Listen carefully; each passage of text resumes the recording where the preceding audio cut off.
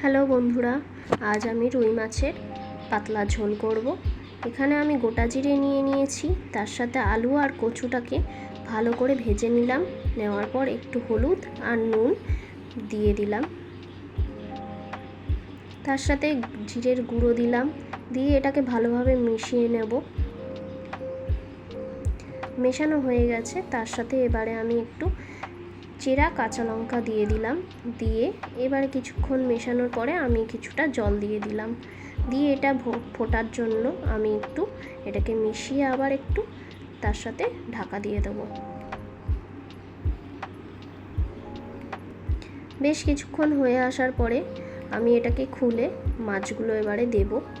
রুই মাছ করছি যেহেতু, তাই এখানে আমি আমার মতো 3 পিস রুই মাছ নিয়ে নিয়েছি, সাথে 1 পিস অ্যাড করেছিলাম, সেটা দেখানো হয়নি।